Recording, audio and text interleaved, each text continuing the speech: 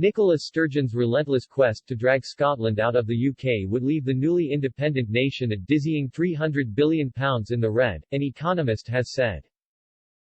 And Professor David Blake's dire warning was backed up by tax consultant Bob Lydon, who said there could be no question of Scotland walking out and leaving England, Wales and Northern Ireland to pick up the tab. The professor of economics at City, University of London, was speaking in the wake of the Holyrood elections, which saw Mrs. Sturgeon's SNP miss out by 1 seat on the 65 seats required for an overall majority. Undeterred, the First Minister used Sunday's phone call with UK Prime Minister Boris Johnson to once again demand he allows a second referendum on the subject of independence in 7 years, insisting it was now a question of when not if. However, Professor Blake suggested if she was ultimately successful, Scots should think very carefully before voting yes. Citing research by the Independent Financial Law Review (IFLR), he told Express.co.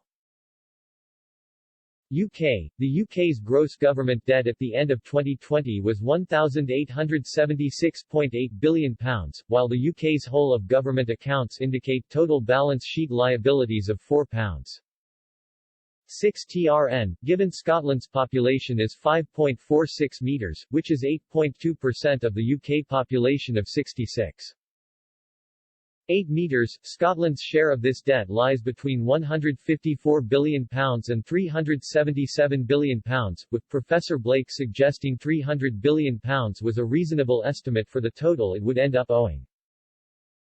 He told Express.co.uk, since Scotland's GDP post-pandemic is around £150 billion, which is 10% lower than before the pandemic, Scotland's share of this debt lies between 100% and 250% of its GDP.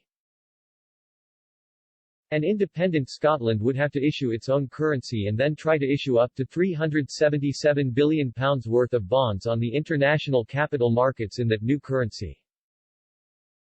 However, such a strategy was fraught with risk, Professor Blake warned. He explained, first, it is doubtful that investors would be willing to buy this amount of bonds. Second, whatever bonds investors do buy, they will demand such high interest rates that the bonds will immediately be classified as junk bonds. Investors would have to take into account that Scotland's economy will remain in recession for many years, exactly like the Greek and Italian economies, because Scotland will have lost the Barnett formula fiscal boost to its income, worth £38 billion in 2021-22, as well as the loss of UK government procurement contracts, such as the 18 Royal Navy vessels that have been or will be built in Scotland between 2014 and the 2030s. Neither would an independent Scotland be in a position to make up for the reduction in GDP anytime soon through productivity-enhancing investments, because a large chunk of the Scottish government's current spending was on welfare benefits, which are received by more than 2 meters of its citizens, with the SNP already having pledged to increase these. Professor Blake said, as a final point, although Nicola Sturgeon claims to be the embodiment of the Scottish people intent on implementing their will, 51% of voters in last week's election voted against independence and only 49% for, yet there is a majority in the Scottish Parliament for independence since the Greens got 8 seats but only around 35,000 votes.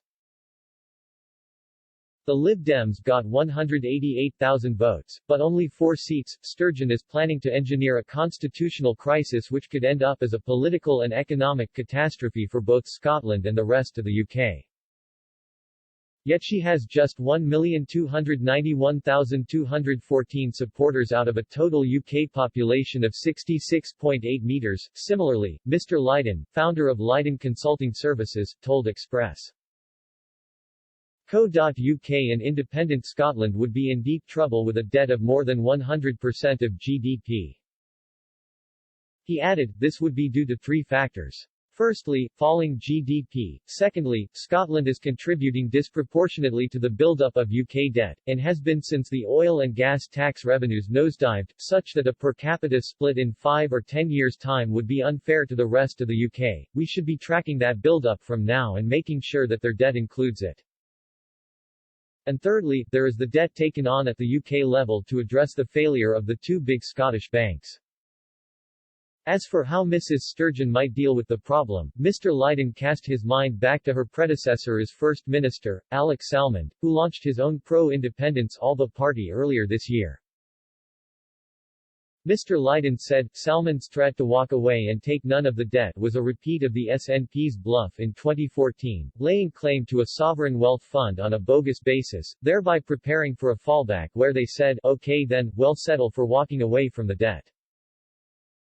So that threat has been latent since 2014 and now at least we have it out in the open, and again that would be manifestly unfair on the rest of the UK. In response, SNP depute leader Keith Brown told Express.co.uk, the fact is independent European countries of Scotland's size are among the very best economic performers in the world but, yet again, just as support for independence is on the rise we get the same old stories about why Scotland is somehow uniquely incapable. Denmark's national income per head is around 20% higher than the UK's and Norway's is around 40%. With Scotland's abundant resources, the full powers of independence and as part of the European single market, which is 7 times the size of the UK, there is no reason we cannot emulate the success of similar-sized countries. The choice we face is between the long-term disaster of the Tories' hard Brexit, which will hit jobs and living standards, or becoming an independent country with the opportunity to take our future into our own hands.